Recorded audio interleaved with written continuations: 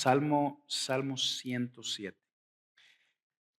Hoy nos vamos a detener a ver este hermoso salmo, en donde nos vamos a dar cuenta que Dios nos hace un llamado bien claro, bien sencillo, a darle las gracias por las maravillas que ha hecho y que hace a nuestro favor.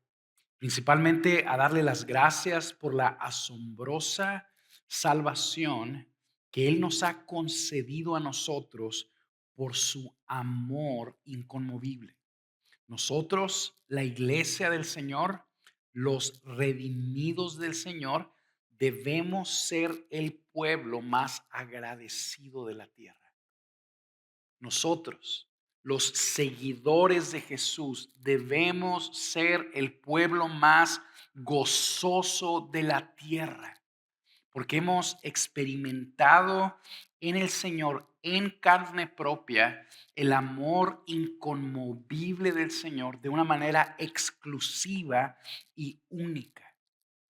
El título del mensaje del día de hoy es: agradezcamos el amor inconmovible del Señor. Lo vamos a ver en este salmo, el Salmo 107, que tiene 43 versículos. Está organizado en 7 estrofas, tú las vas a identificar que son párrafos que están un poquito más separados de los demás ahí en tu Biblia. En la primera de las estrofas se nos presenta el tema del salmo. Nos vamos a dar cuenta que de la segunda a la quinta, el Señor nos va a llamar, o sea, va a continuar llamándonos a darle las gracias por la forma tan maravillosa en la que nos ha salvado de situaciones bien particulares, de nuestras aflicciones. Y luego nos vamos a dar cuenta que en la sexta y séptima estrofa nos va a animar el autor a anticipar las maravillas de Dios en nuestra vida y nos va a enseñar la postura que tú y yo debemos de tomar para que así suceda. Como el salmo está largo, son 43 versículos, lo vamos a ir leyendo en el desarrollo del mensaje. Así que empiezo aquí con el versículo 1. Versículo 1. Dice la palabra de Dios: den gracias al Señor porque Él es bueno, porque para siempre es su misericordia. Díganlo los redimidos del Señor, a quienes ha redimido de la mano del adversario. Y nos ha reunido de las tierras del oriente y del occidente, del norte y del sur. Como les dije ahorita, aquí se nos está presentando el tema, el llamado que se nos va a hacer en estos 43 versículos. Y básicamente es este: demos gracias al Señor porque Él es bueno y porque para siempre es su misericordia. El salmista en los primeros versículos nos está describiendo al Señor como una persona que es buena. Nos está diciendo que el Dios que hizo los cielos y la tierra, que el Dios que nos hizo a nosotros es bien bueno, lo que significa que siempre le da a los suyos, a sus redimidos, a sus escogidos, el bien en todo trato que tiene con ellos. Vamos a ponerlo así. Si tú has puesto tu fe en Jesucristo, si tú le has entregado tu vida a Cristo, aquel en quien tú has confiado siempre te ha tratado y siempre te tratará con bondad. Siempre te ha dado y siempre te dará el bien en todo trato que tenga contigo, aunque sea doloroso. Siempre ha hecho y siempre hará lo que es justo, lo que es correcto contigo. Siempre ha sido y siempre será bien generoso y paciente contigo. Todo lo que Él hace en relación contigo lo hace con tu mayor bien en mente. Y a largo plazo, Él va a demostrar invariablemente que su voluntad para tu vida es buena. Buena que significa agradable, disfrutable, perfecta. Este salmo nos está diciendo y nos está recordando que el Señor es bueno, hermanos. El Señor es bueno y puesto que es bueno, es justo, correcto y necesario que tú y yo le demos continuamente las gracias por todo lo que Él ha hecho y sigue haciendo a nuestro favor. Ese es el llamado del Salmo. Démosle gracias a Dios porque Él es bueno. No solo nos dice en estas primeras estrofas, en esta primera estrofa, que el Señor es bueno, sino también nos da la razón base de ello. ¿Por qué es que Dios es bueno con nosotros? Y fíjate lo que dice, porque para siempre es su misericordia. Considéralo así. ¿Por qué es que el Señor nos da a ti y a mí continuamente el bien? ¿Por qué es que Dios continuamente nos trata a ti y a mí con su bondad? ¿Por qué es que continuamente mueve todas las cosas con nuestro bien en mente? Si tú y yo analizamos de una manera honesta, íntegra esa pregunta, vamos a concluir que la razón por la que tú y yo tenemos el bien de Dios no es por nuestros méritos. No es por nuestro desempeño, no es ni siquiera por nuestros esfuerzos por agradarle. La única razón por la que tú y yo disfrutamos de una manera continua y permanente la bondad de Dios sobre nuestras vidas es por su inagotable misericordia. Eso es lo que nos está diciendo aquí, versículo 1. Den gracias al Señor porque Él es bueno, porque para siempre es su misericordia. Puesto que Él nos ha tratado con misericordia, hermanos, es correcto que nosotros continuamente le demos las gracias a Él por sus bondades. Inclusive nos dice el versículo 2, díganlo los redimidos del Señor, díganlo. Digámoslo nosotros en la iglesia, démosle gracias a Dios por sus bondades. Después de eso, empiezan en la siguiente estrofa, el salmista nos va a estar llamando a lo mismo, a darle gracias a Dios por su amor inconmovible. Y nos va a presentar una razón primordial, vista desde 4 ángulos diferentes. Nos va a invitar a darle gracias a Dios porque nos ha salvado de una manera maravillosa de nuestras aflicciones. Quiero que lo veas conmigo. Versículo 4 dice: vagaron por el desierto, por lugar desolado. No hallaron camino a ciudad habitada. Hambrientos y sedientos, su alma desfallecía en ellos. Entonces en su angustia clamaron al Señor, y Él los libró de sus aflicciones. Los guió por camino recto para que fueran a una ciudad habitada. Den gracias al Señor por su misericordia y por sus maravillas para con los hijos de los hombres. Porque Él ha saciado al alma sedienta y ha llenado de bienes al alma hambrienta. Aquí está el autor recordándole a los israelitas de cómo salvó a sus antepasados en el Éxodo. Cómo los salvó en el desierto. Los israelitas experimentaron un vagar en el desierto por 40 años a causa de su necedad y de su rebeldía.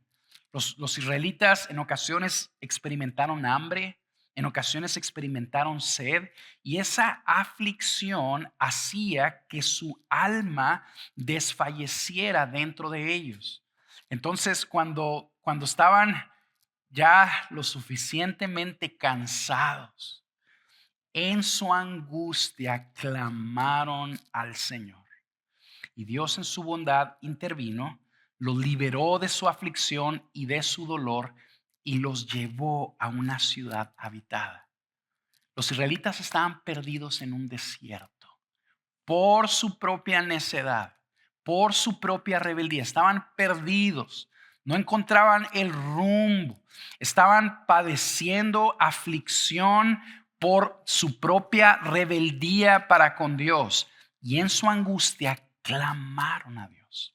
Y Dios, en lugar de abandonarlos, los tomó y los guió a una ciudad habitada. Y entraron en una ciudad a disfrutar de todos los bienes que había en esa ciudad, como si ellos mismos hubieran construido la ciudad. Llegaron a campos a cosechar la cosecha de los campos como si ellos la hubieran sembrado.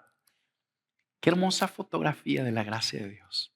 Así es como Dios trata a su pueblo. Le da a los suyos lo que no han ganado. Le da a los suyos lo que no merecen. Este salmo probablemente se escribió cuando los israelitas habían regresado del exilio con los babilonios. Y el autor les está recordando estas obras poderosas que Dios hizo a favor de sus antepasados con la intención de fortalecer su fe. Para que los israelitas, recordando cómo Dios había salvado a sus antepasados anteriormente, eso fortaleciera su fe para que pudieran enfrentar correctamente los retos que tenían enfrente. Y así como a ellos, hermanos, les servía para enfrentar con fe su presente, recordar cómo Dios los había salvado, cómo Dios había salvado a sus antepasados, nosotros necesitamos, a nosotros nos sirve, nosotros necesitamos recordar continuamente cómo Dios nos ha salvado a nosotros. No a nuestros antepasados, no a nuestros padres, sino a nosotros. Es correcto que nosotros nos detengamos a pensar y recordar cómo estábamos perdidos, hermanos. Nosotros estábamos vagando en nuestro propio desierto. Estábamos hambrientos, sedientos. Estábamos vacíos, sin propósito, sin esperanza. Y un día en nuestra angustia, tú y yo clamamos al Señor también. Y Él en su bondad se acercó y nos libró de nuestra aflicción.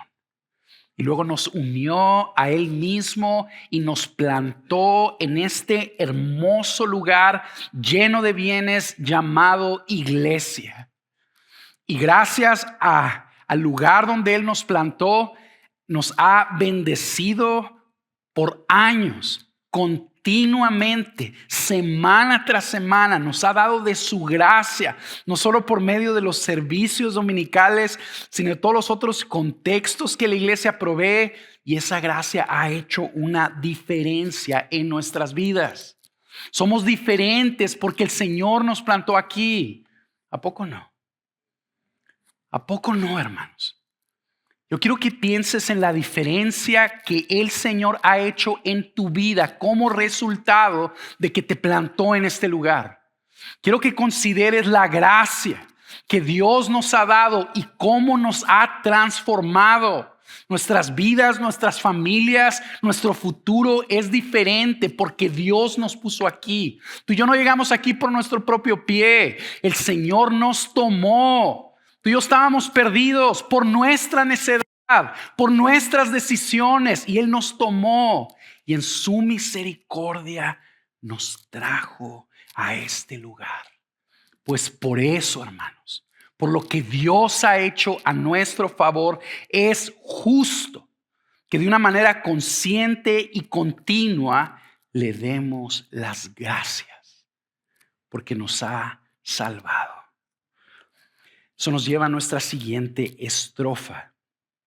Dice el versículo 10: moradores de tinieblas y de sombra de muerte, prisioneros en miseria y en cadenas, porque fueron rebeldes a las palabras de Dios y despreciaron el consejo del Altísimo.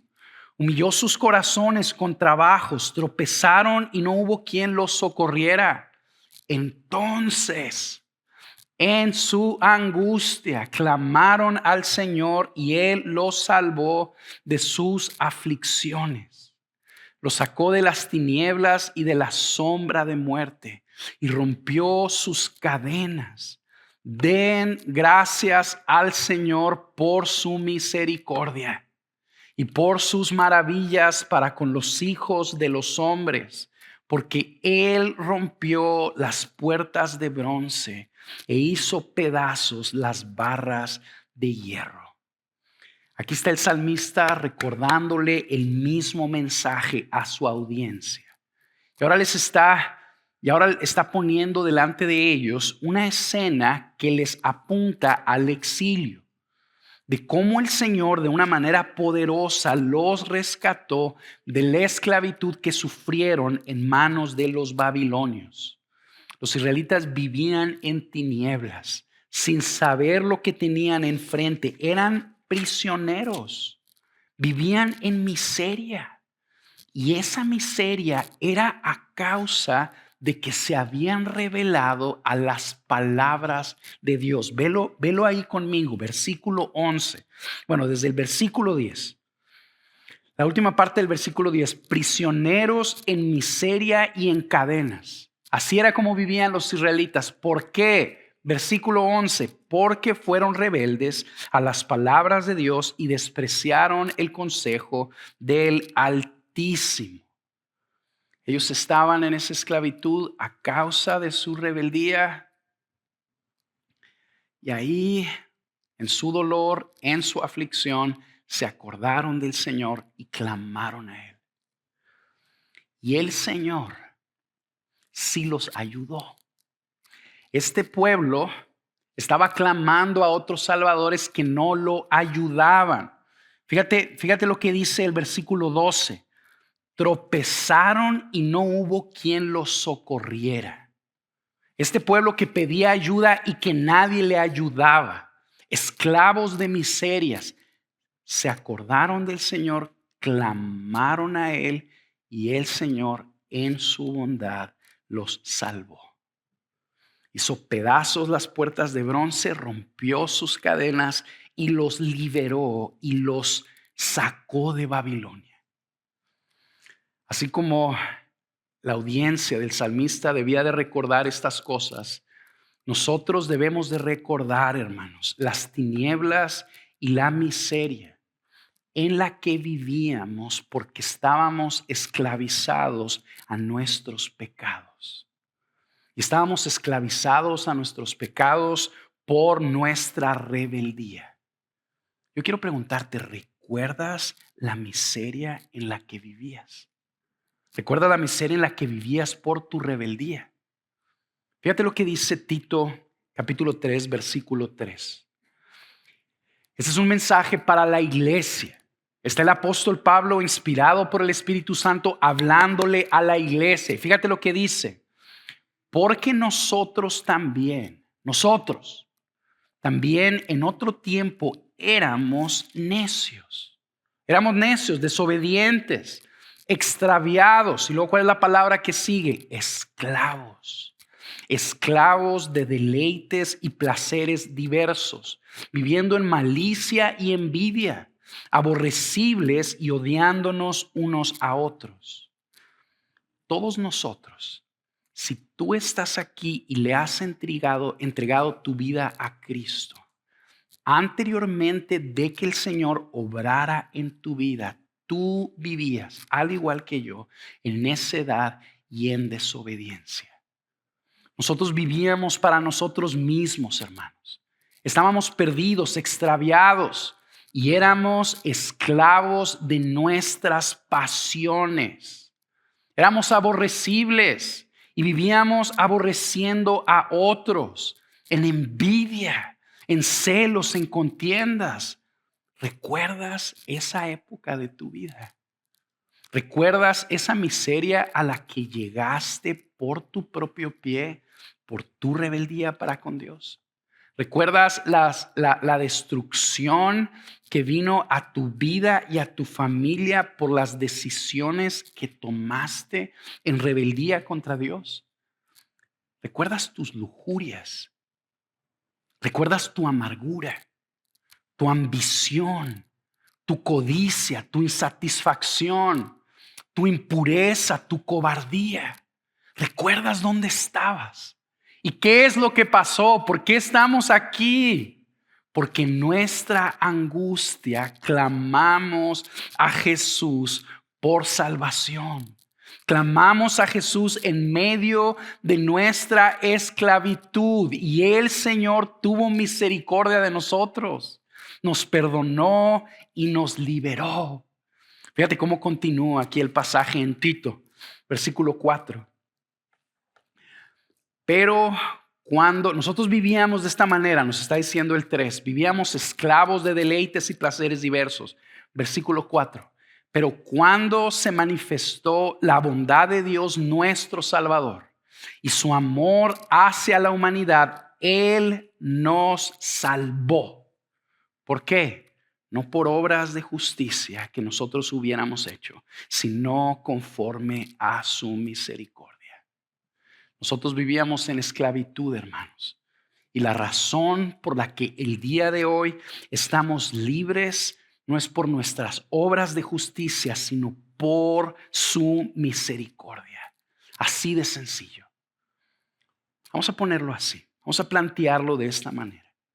Si tú estás en Cristo, las impenetrables puertas de bronce, las indestructibles barras de hierro con las que el pecado te tenía esclavizado han sido hechas pedazos. Y tú has sido hecho libre. Somos libres, hermanos.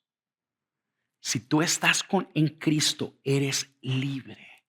Y puesto que estamos en Cristo y somos libres, sí podemos decirle que no a las perversiones y las miserias que brincan de nuestros corazones. Sí podemos decirle que no a esas perversiones, sí podemos decirle que no a esas miserias y sí podemos decirle que sí a la perfecta voluntad de Dios para nuestras vidas.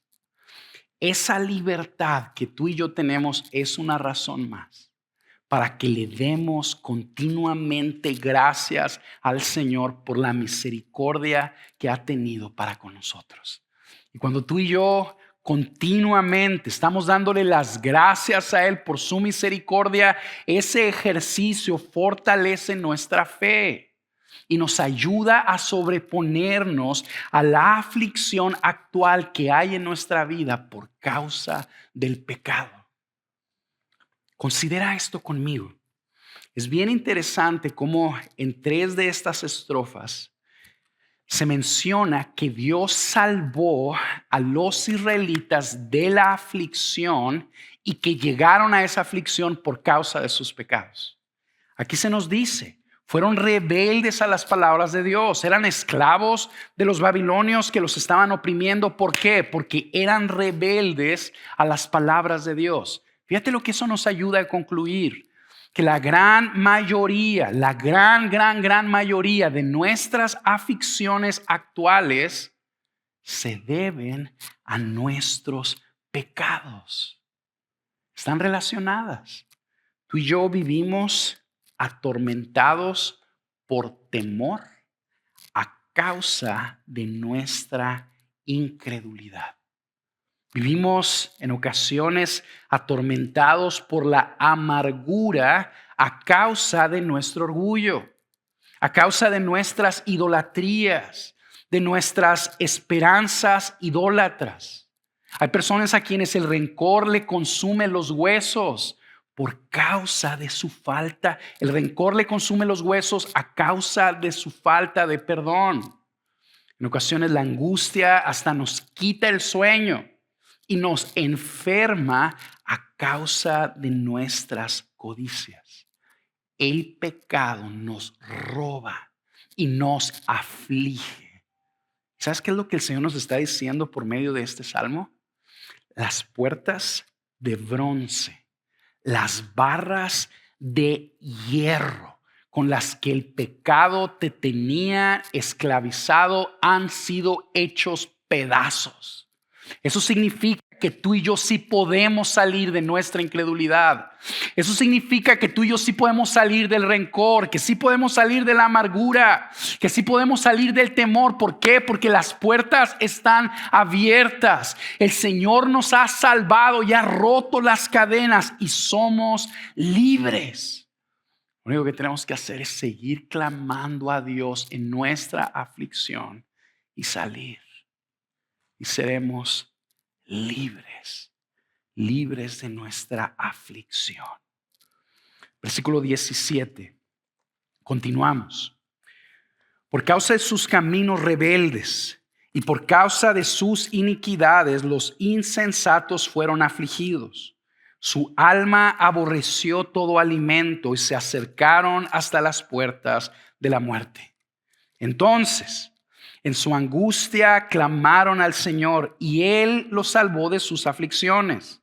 Él envió su palabra y los sanó y los libró de la muerte. Que ellos le den gracias al Señor por su misericordia y por sus maravillas para con los hijos de los hombres.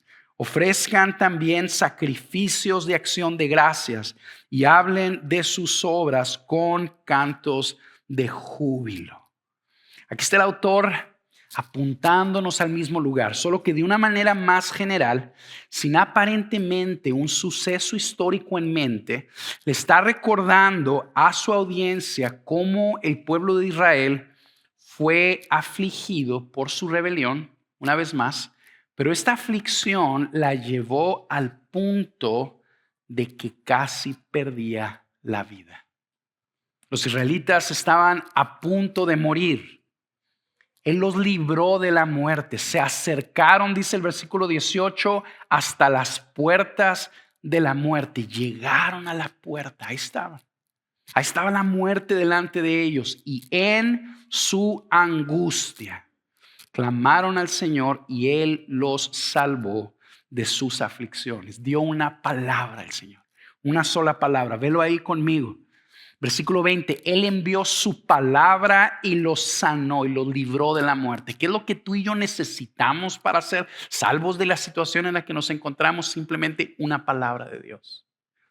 Eso es lo que se está ilustrando aquí. El Señor envió su palabra y los libró de la muerte. Y luego los anima, como lo ha hecho en otras ocasiones, a recordar esas cosas y a darle gracias a Dios por su misericordia. Si los israelitas, hermanos, necesitaban recordar cómo sus antepasados y en cierta manera ellos fueron librados de la muerte. ¿Por qué? Porque si sus antepasados no hubieran sido librados de la muerte, ellos no estarían ahí, ¿verdad?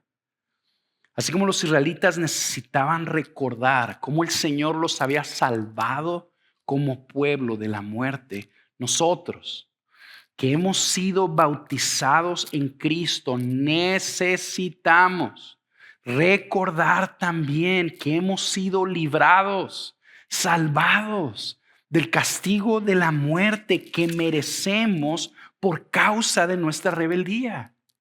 Yo quiero invitarte a que recuerdes conmigo cómo la palabra nos enseña de una manera bien clara que el castigo, que la paga que los pecadores merecen por su rebeldía para con Dios es la muerte. El rechazo completo y absoluto de parte de Dios. Nosotros merecemos morir porque hemos menospreciado las palabras de Dios. Y tú y yo, en nuestra angustia, clamamos al Señor. Y Él, en lugar de rechazarnos, como justamente merecíamos ser rechazados, Él, en lugar de dejarnos morir, como justamente merecíamos morir, Él se acercó a nosotros y nos salvó. ¿Y cómo fue que nos salvó? Sufrió la muerte que nos correspondía sufrir a nosotros. La única razón, quiero recordarte esto, por la que tú y yo, pecadores como nosotros, que hemos puesto nuestra confianza en Cristo, no sufriremos la muerte en el día final. La única razón por la que no seremos condenados por nuestros pecados, por la que no seremos rechazados a una eternidad sin Dios, no es por nuestra bonita cara. No es por tu disposición de obedecer a Dios. No es por tu deseo de aprender la palabra. Hay una sola razón. Y es que el Hijo de Dios murió como nuestro sustituto. Él tomó tu lugar y el mío. Y por esa muerte perfecta es que los pecadores que confiamos en Jesús somos perdonados y librados de la muerte. Y si tú has creído en Jesús, esa es una realidad para ti. Quiero que lo veas conmigo en Romanos 6:23. Fíjate lo que dice Romanos 6:23. Porque la paga del pecado es ¿qué? Muerte. ¿Cuál es la paga que nosotros merecemos por habernos rebelado contra Dios? Muerte. Así de sencillo. Bueno, pero aquí nos está diciendo la palabra. A nosotros que merecemos la muerte hay un pero. Aquí está la gracia de Dios. Pero la dádiva de Dios, aquellos que merecen muerte, Dios se les ha acercado a darles un regalo. Es lo que significa la palabra dádiva. ¿Qué es ese regalo? Vida eterna. Vida eterna. Vida con Dios para la eternidad. ¿Por qué? Ahí dice, por Cristo, en Cristo Jesús, Señor nuestro. El que tú y yo recordemos estas cosas, hermanos, debe de movernos a darle las gracias al Señor. Vamos a plantearlo así. Ni siquiera porque darle las gracias a Dios nos sirva. Ni siquiera porque sea un ejercicio utilitario, sino porque su Hijo murió clavado como nuestro sustituto. Esa verdad debe llevarnos de una manera continua y encarecida a darle las gracias porque Él es digno. Lo que Él hizo en nuestro lugar es digno de ser agradecido y alabado. Él recibió nuestro castigo. Y por ese castigo nosotros somos perdonados, librados de la muerte, salvados y liberados de nuestra esclavitud. ¿No es digno Él de que les demos las gracias, hermanos? Claro que sí. Quiero rápidamente dirigirme a aquellos de ustedes que me están escuchando y que aún no le entregan sus vidas a Cristo. Tú sigues siendo el Señor de tu vida. A lo mejor hasta vas a un grupo de casa, pero tú sigues siendo el Señor de tu vida. Tú sigues perdido. Tú en ocasiones te encuentras y no sabes el rumbo. No sabes por dónde. Estás esclavizado a tus pecados todavía. Y esos pecados te están destruyendo. Y tú te das cuenta que no puedes hacer a un lado esos pecados. Tú estás entendiendo que el castigo que tú o entendiendo o recordando que el castigo que merece tu rebelión es la muerte. El Señor no va a hacer una curva, hermanos. El Señor le va a dar a los que no estén en Cristo lo que merecen. Invariablemente. Y tú estás aquí y lo estás entendiendo. Yo quiero animarte que en tu angustia clames al Señor. Clama al Señor por salvación. ¿Sabes qué es lo único que te va a pasar? Lo que nos sucedió a nosotros. Que Dios se va a encontrar contigo y te va a salvar. ¿Sabes por qué? Porque te ama. Y te ama no por ti, sino a pesar de ti. A pesar de nuestra rebeldía, Él nos ama. ¿Por qué? Porque su amor es para siempre. Su misericordia, su amor inconmovible es para siempre. Y es por eso que el día de hoy tú puedes contar con la misericordia de Dios si tan solo clamas. clama por salvación y será salvo.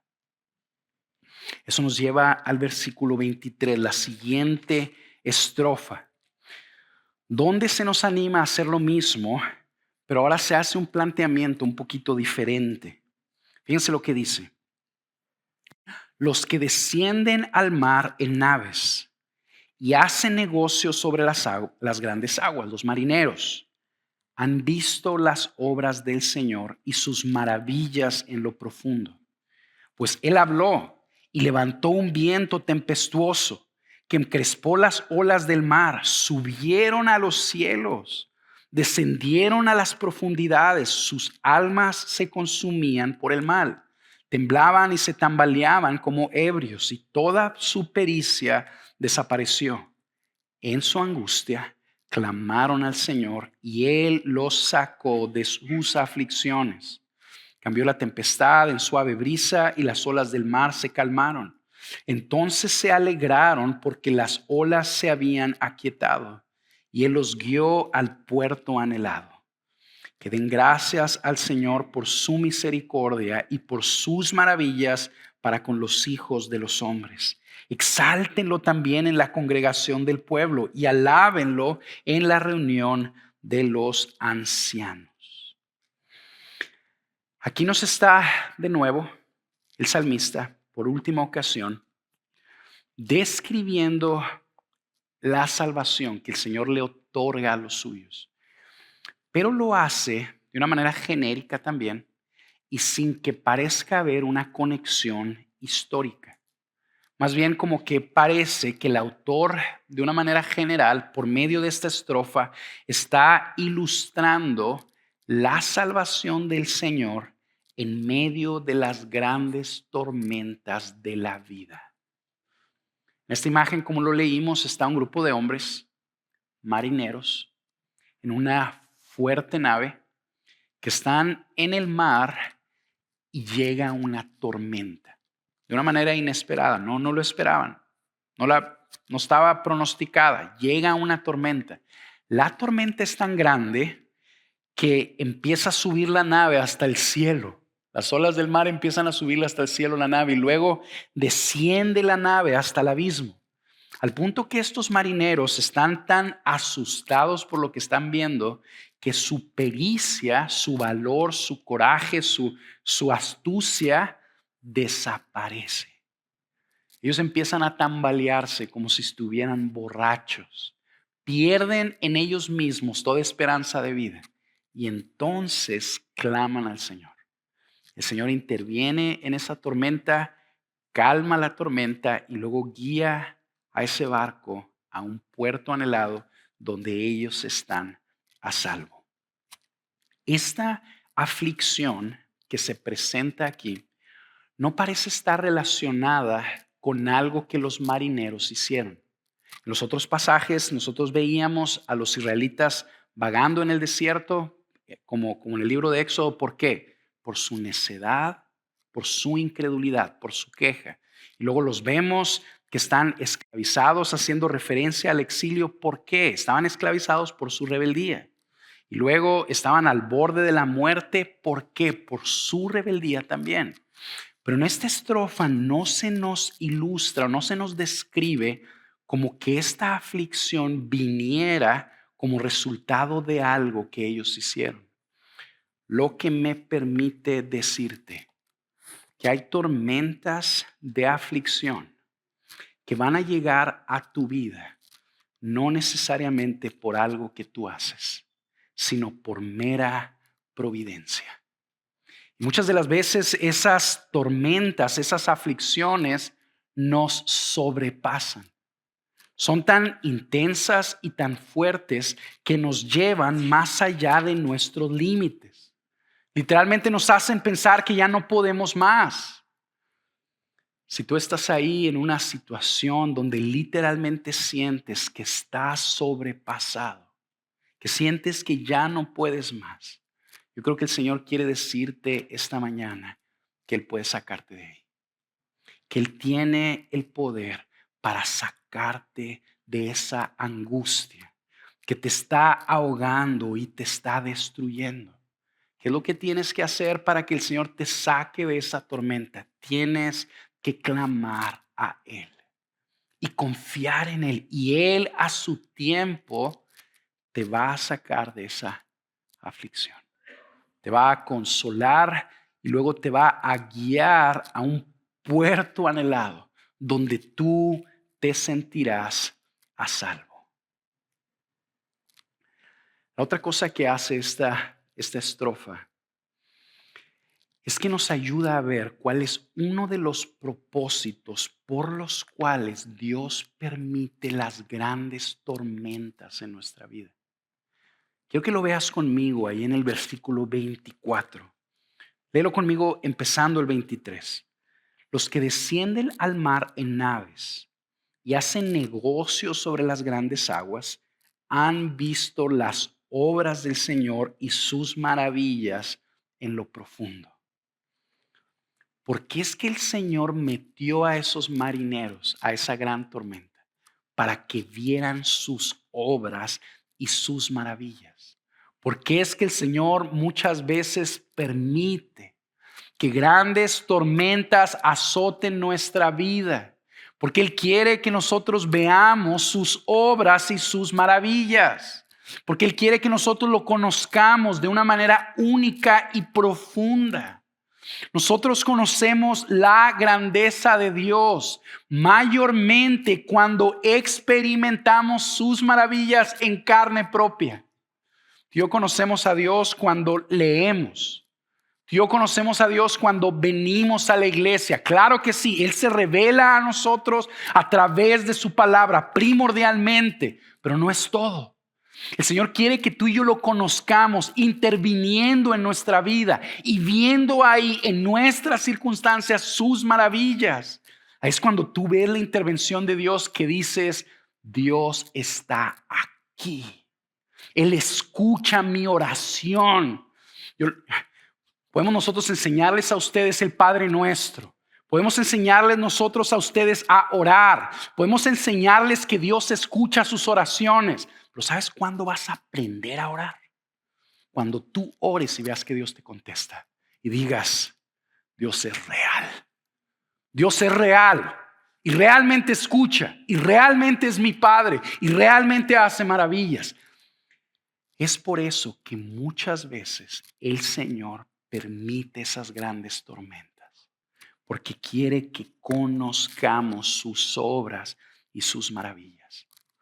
¿Te acuerdas en el libro de Mateo, en el capítulo 8, donde están los discípulos en una barca? Está Jesús dormido y luego viene una gran tormenta. ¿Te acuerdas de esa escena? Los discípulos se empiezan a asustar. Eran pescadores ellos. Sentían que se iban a morir y el Señor dormido. Así es como tú y yo deberíamos estar en la tormenta, ¿verdad? Dormidos, descansando. Están los discípulos angustiados y lo despiertan. Dicen, Señor, nos vamos a ahogar, perecemos. ¿Qué es lo que Jesús hace? Jesús se levanta y le habla al viento y le habla al mar. Y el viento y el mar se someten a Jesús. Fíjate la conclusión a la que los discípulos llegaron en Mateo 8:27. ¿Quién es este que aún los vientos y el mar lo obedecen? Ellos que habían visto los milagros de Jesús, que habían escuchado las enseñanzas de Jesús a viva voz, escucharon las bienaventuranzas estando sentado a sus pies. Ellos conocieron a Jesús de una manera más profunda, robusta, porque pasaron esa tormenta. El Señor quiere revelarse a tu vida por medio de esa gran tormenta que estás experimentando. Si tú estás ahí, quiero volver a animarte. Sigue clamando a Él. Sigue clamando a Él por salvación, que Él te salvará y se va a revelar a ti. Y cuando suceda, tú no solo lo vas a disfrutar, sino que le vas a justamente dar las gracias. Le vas a decir, gracias Señor por salvarme de esa tormenta. Gracias por traerme al puerto anhelado. Y vas a adorar su nombre. Eso nos lleva a las últimas dos escenas, a las últimas dos estrofas del Salmo, que porque es cuestión de tiempo las vamos a ver juntas. Dice el versículo 33. Él convierte los ríos en desierto y los manantiales en sequedales, la tierra fértil en salinas, por la maldad de los que moran en ella. Transforma el desierto en estanque de aguas y la tierra seca en manantiales. En ella hace morar a los hambrientos para que establezcan una ciudad donde vivir. Y siembren campos, planten viñas y recojan una cosecha abundante. Los bendice también y se multiplican mucho y no disminuye su ganado. Cuando son disminuidos y abatidos por la opresión, la calamidad y la aflicción, vierte desprecio sobre los príncipes y los hace vagar por un lugar desolado sin camino.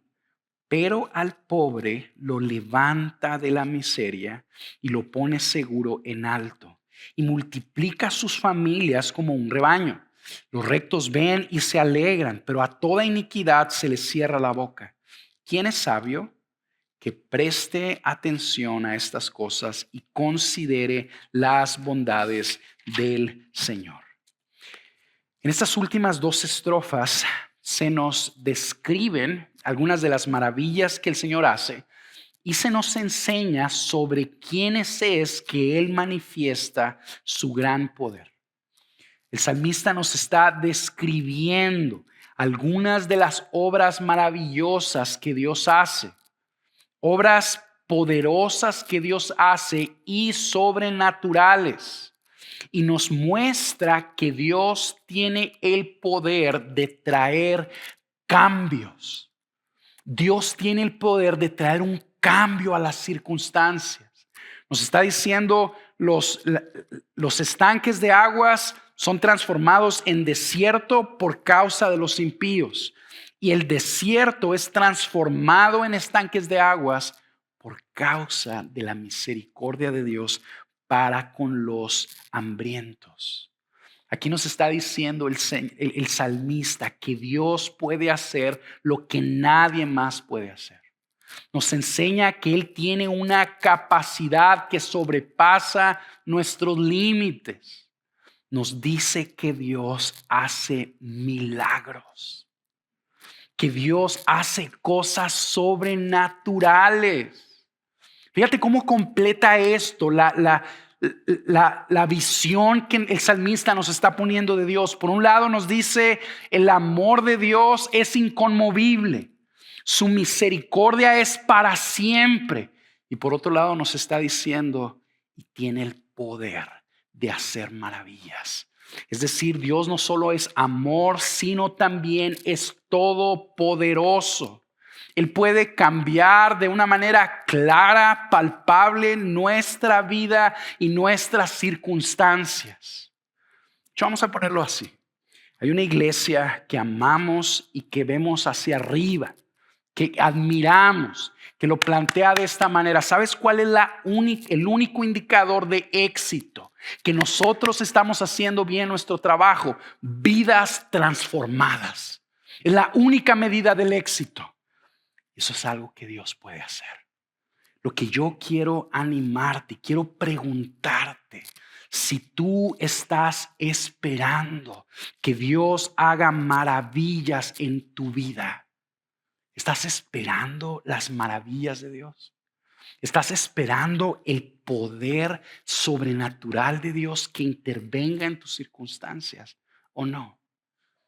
Muchas de las veces no vemos nosotros el obrar poderoso de Dios porque no lo pedimos, no lo esperamos. Nos estancamos y nos conformamos con ver a Dios como uno bueno, misericordioso, sí, poderoso, pero como que por alguna razón concluimos que no manifiesta su poder de una manera palpable en nuestros días. Nos conformamos con un cristianismo que conoce acerca de Dios, con un cristianismo donde se nos invita a entender verdades de Dios, a consolarnos con esas verdades y a salir adelante en nuestro caminar cristiano con nuestras propias fuerzas. Cuando el Señor nos está diciendo, yo tengo el poder de hacer maravillas Y yo puedo hacer maravillas en aquellos que claman con fe y esperan en mí.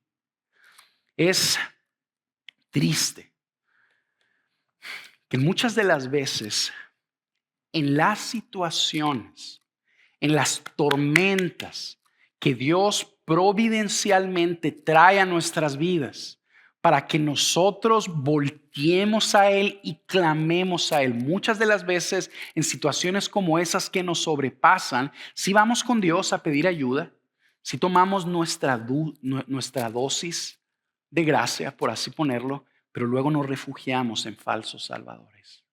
¿Y sabes por qué? Porque tenemos los recursos. Somos un pueblo rico. Somos una iglesia rica que tiene recursos, que tiene capacidades para resolver los problemas que tiene enfrente. Y muchas veces por caer en el engaño de las riquezas, no vemos las maravillas de Dios. Muchas veces en nuestras tormentas corremos a la medicina, corremos a la psiquiatría, corremos a la psicología, y no me malentiendan. Estas ciencias tienen su lugar cuando es prudente acudir a ellas, pero sí puedo asegurarte que no pueden más que el Señor. Sí puedo asegurarte que no pueden hacer las maravillas que el Señor puede hacer. Yo quiero invitarte a que tú y yo anticipemos y busquemos que las maravillas de Dios intervengan en nuestra vida y cambien nuestras circunstancias. ¿Para qué? Para que tú y yo disfrutemos de su bondad. Porque Él quiere que la disfrutemos. ¿Para qué? Para que tú y yo exaltemos su nombre, porque Él merece ser exaltado, para que tú y yo le demos las gracias y lo proclamemos hasta los confines de la tierra.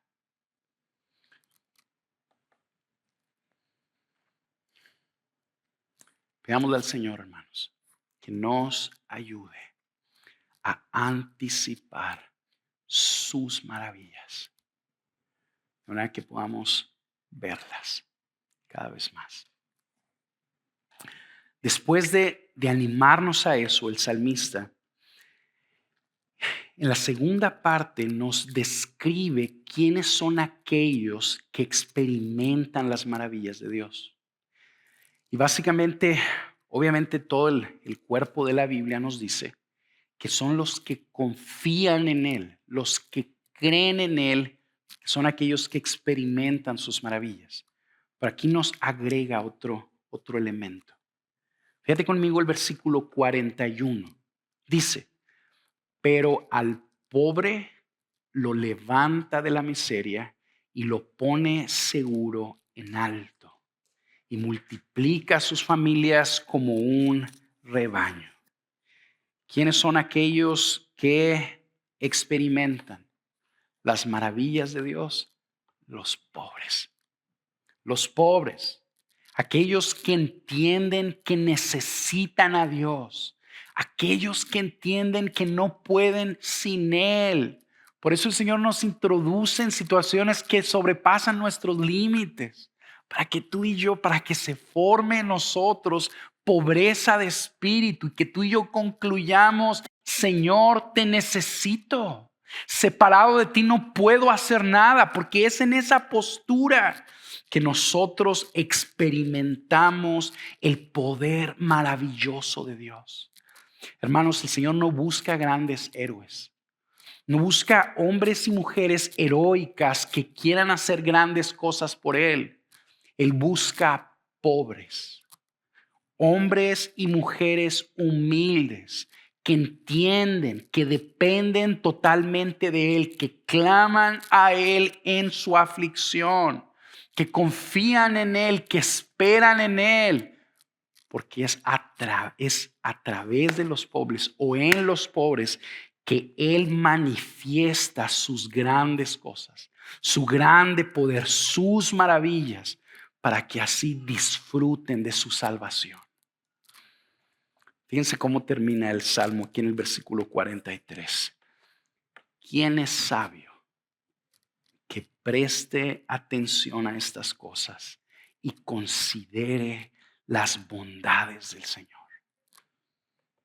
Ese es el llamado que el Señor nos está haciendo, hermanos, a que consideremos sus bondades y le demos continuamente las gracias. Ese ejercicio va a afirmar nuestra fe. Nos va a ayudar a enfrentar los retos que tenemos enfrente. Pero no solo eso, sino también nos va a empujar a que esperemos sus maravillas. Vamos a orar.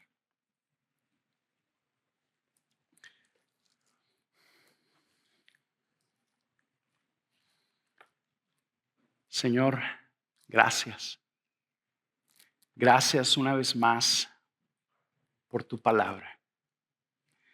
Gracias una vez más por presentar tu verdad delante de nosotros.